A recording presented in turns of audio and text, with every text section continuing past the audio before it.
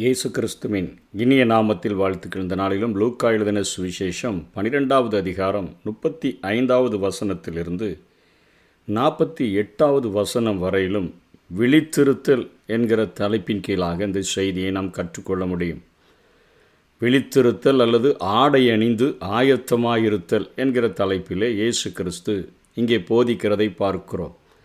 உங்கள் அறைகள் கட்டப்பட்டதாகவும் உங்கள் விளக்குகள் எரிகிறதாகவும் தங்கள் எஜமான் கல்யாணத்திலிருந்து வந்து தட்டும் பொழுது உடனே அவருக்கு திறக்கும்படி எப்பொழுது வருவார் என்று காத்திருக்கிற மனுஷருக்கு ஒப்பாகவும் இருங்கள் என்று சொல்லி இங்கே விழித்திருக்கும்படியாக ஆயத்தமாயிருக்கும்படியாக ஆண்டவராகிய இயேசு கிறிஸ்து இங்கே போதிக்கிறதை பார்க்கிறோம். எஜமான் வரும்பொழுது விழித்திருக்கிறவர்களாக காணப்படுகிற ஊழியக்காரரே பாக்கியவான்கள்.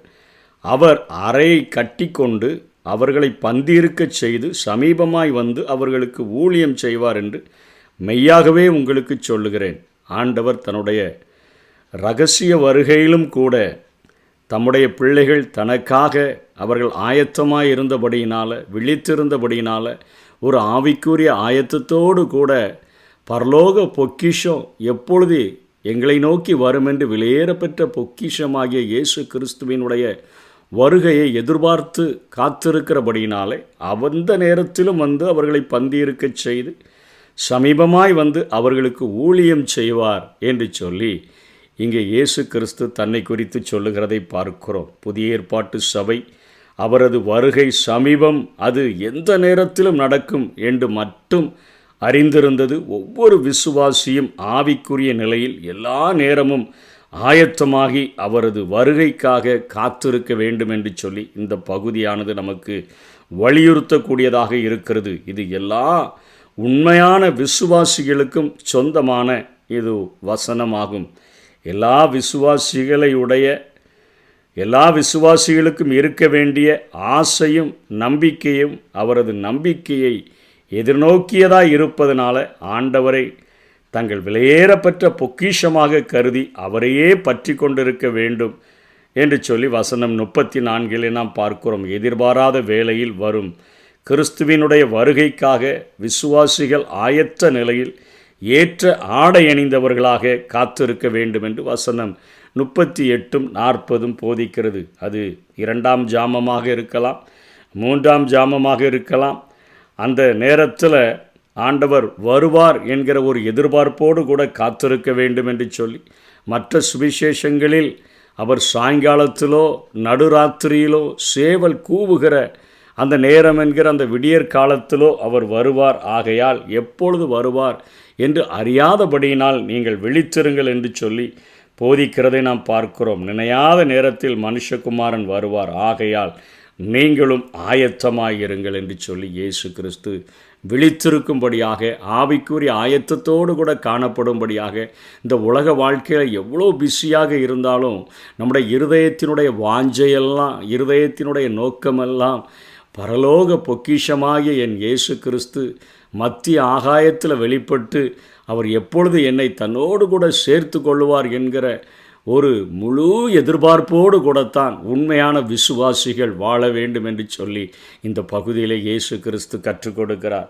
இதனை கேட்ட பேதுரு 41ஆம் வசனத்தில் கேள்வி கேட்கிறான் ஆண்டவரை பார்த்து, இந்த உவமை எங்களுக்கு மாத்திரமா எல்லாருக்குமா என்று கேட்டபொழுது ஆண்டவர், நான் இந்த பூமியில் இப்பொழுது இருக்கிறேன், நான் எடுத்துக்கொள்ளப்பட்ட பின்பு உங்களுக்குள்ளாக 2 பிரிவுகளாக அந்த சீஷர்கள் என்று அழைக்கப்பட்டவர்கள் 2 பிரிவுகளாக 2 குணநலம் உடையவர்களாக இருப்பார்கள்.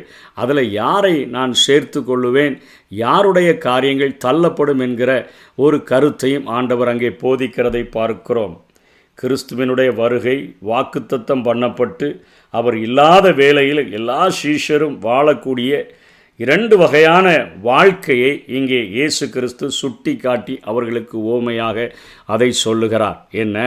உண்மையும் விவேகமும் உள்ள ஊழியக்காரர்கள் என்று சொல்லி பேசுகிறார். உண்மையற்ற ஊழியக்காரர்கள் என்று பேசுகிறதை பார்க்கிறோம்.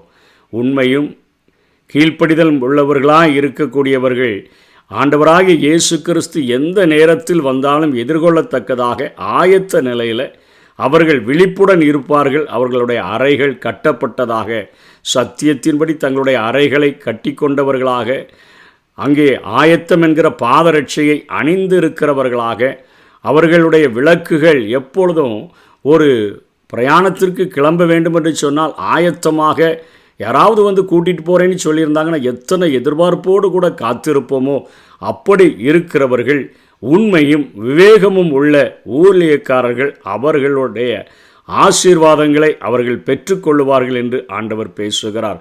வசனம் 44 ஆண்டவராகிய இயேசு கிறிஸ்து இப்படி விழித்திருக்கிற ஒரு ஊழியக்காரனை கண்டால் தனக்குண்டான எல்லாவற்றின் மேலும் விசாரணைக்காரனாக வைப்பான், ஆசீர்வாதத்தை பெற்றுக்கொள்ளுவான் என்று சொல்லுகிறதை பார்க்கிறோம்.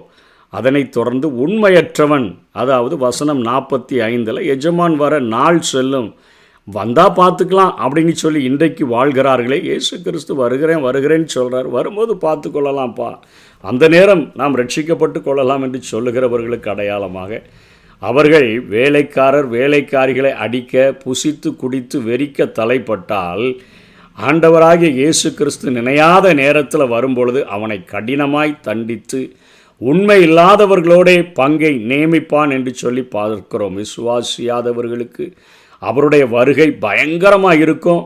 அது இனிமே வாய்ப்பே இல்லை. ஒரு ஒருத்தனை சந்திக்கும் பொழுது எவ்வாறுமே அவனை காப்பாற்ற முடியாதது போல, அவனும் தன்னை காப்பாற்ற முடியாதது போல, கிறிஸ்துவனுடைய வருகையானது அந்த நேரத்தில் ஒரு மரணம் வருவதைப் போல இருக்கும். அது இறுதியானது, அதில் வாய்ப்பே கிடையாது.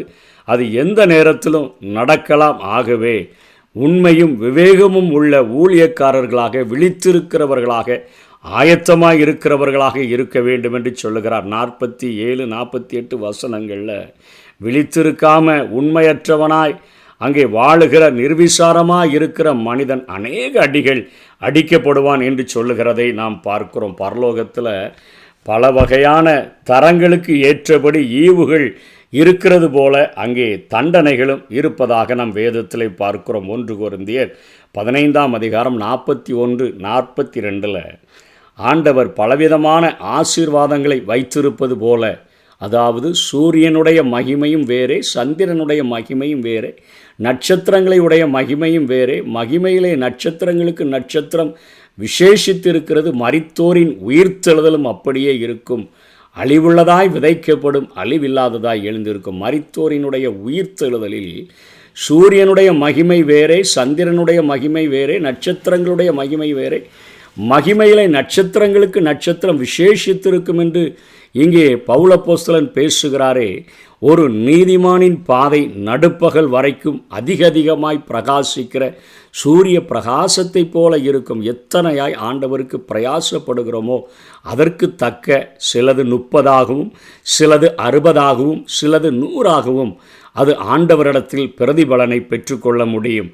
இங்கே ஞானவான்கள் ஆகாய மண்டலங்களில் உள்ள நட்சத்திரங்களைப் போல பிரகாசிப்பார்கள் என்று பார்க்கிறோம். ஆகவே சூரியனுடைய அந்த மகிமை வேற, அதை கொண்டு சந்திரனோடு கூட ஒப்பிட முடியாது.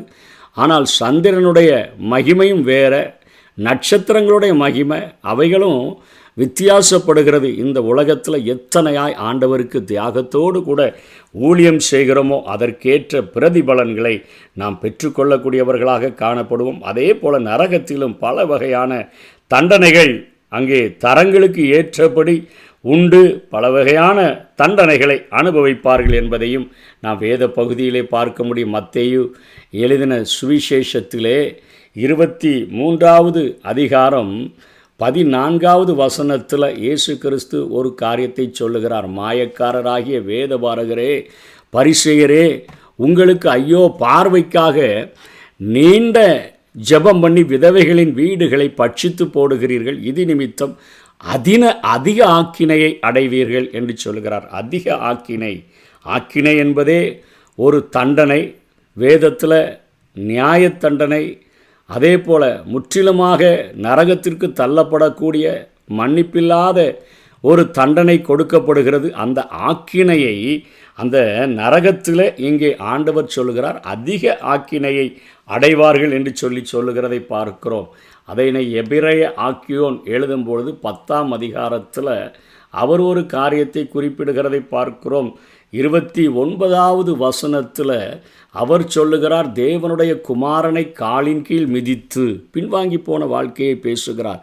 தன்னை பரிசுத்தம் செய்த உடன்படிக்கையின் இரத்தத்தை அசுத்தம் என்று எண்ணி கிருபையின் ஆவியை நிந்திக்கிறவன் எவ்வளவு கொடிதான ஆக்கினைக்கு பாத்திரவானாய் இருப்பான் என்பதை யோசித்து பாருங்கள் என்று சொல்லுகிறதை பார்க்கிறோம். ஆகவே கொடிதான ஆக்கினை என்று இங்கே பார்க்கிறோம். நரகத்திலும் தண்டனைக்கு தண்டனைகள் வித்தியாசம் படும்போல் தெரிகிறது. வேதத்தின் வெளிச்சத்திலிருந்து இன்றைக்கு நாம் கற்றுக்கொள்கிறோம். இவைகள் நமக்கு நாம் அனுபவிப்பதற்கு ஆண்டவர் விரும்புகிறதில்லை. ஆகவே ஆடையணிந்து ஆயத்தமாயிருக்கும்படியாக, விழித்திருக்கும்படியாக அழைக்கிற ஆண்டவருடைய சத்தத்துக்கு செவி கொடுத்து அவருக்கு கீழ்ப்படிந்து வாழுவோம். ஆவிக்குரிய ஆயத்தத்தோடு கூட காணப்படுவோம். கர்த்தர் தாமே நம்மை ஆசீர்வதிப்பாராக. ஆமென். விழித்தெழு விசுவாசியே, நீ விழித்து கண்களை ஏறிட்டு பார். எழுந்து கட்டுவோம் பாருங்கள் என்றே எழுந்து கட்டிடவா. விழித்தெழு விசுவாசியே,